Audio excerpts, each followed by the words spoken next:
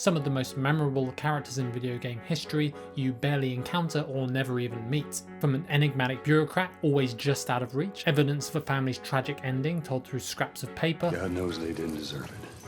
And a scientist who erased himself, leaving only fragments behind. Often what we catch in the corner of our eye can do more for story than the most elaborate set piece. I spoke with Erik Wolpaw, writer of Portal. Not everything is as it seems. So today we're talking about the most famous NPCs in video games that you never met, and how one of them coined one of the greatest lines in video game history.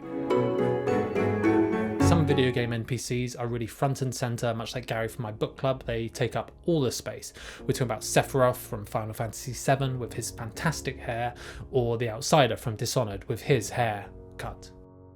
Then there are characters who sit on the margins of a game. You're typically not there for the story, you're there for the game. You're writing in the margins, and the environment is a terrific margin to write in. The G-Man from Half-Life appears only occasionally, but quickly becomes a point of curiosity. The Strange Man's brief appearances in Red Dead Redemption have made him an icon of the series. I'm an accountant. Is that so? In a way. These are the characters that give us just enough information to fixate on them. Where are they going? What are they planning? Do they mean to cause me harm? Much like Andrew from my book club. I just love that joke so much. And finally, there are the ones that you never see at all. The story of the doomed family in the abandoned sewers of Pittsburgh and The Last of Us, which unfold through environmental storytelling and scraps of notes. Look at this place. It's like a classroom. Why couldn't they keep it safe?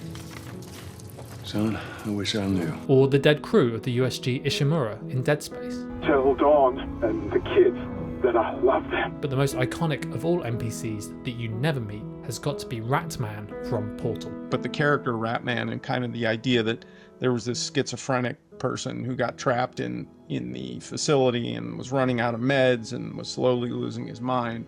In Portal, there's the Rattmann den, and there's a few little pieces of graffiti, and they're mainly there to reinforce that not everything is as it seems. So in Portal, there is no Rattmann, there's just evidence that he was there. You discover Rattmann's notes and graffiti hidden in maintenance corridors of the Aperture Science Enrichment Center whilst trying to escape GLaDOS, the rogue AI, hellbent on testing you to death. Rattmann became increasingly popular amongst Portal players, so Valve expanded on Rattmann's presence in Portal 2, as well as a graphic novel that was released alongside the game.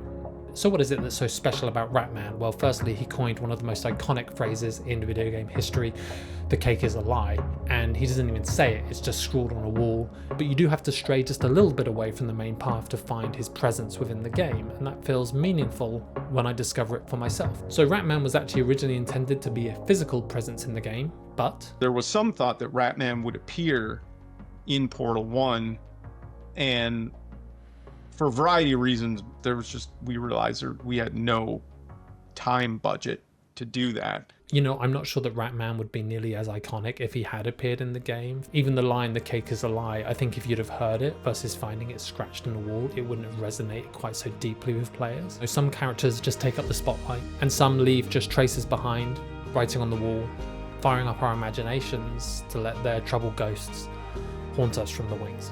And never forget, the cake is a lie, even if it says it's gluten-free.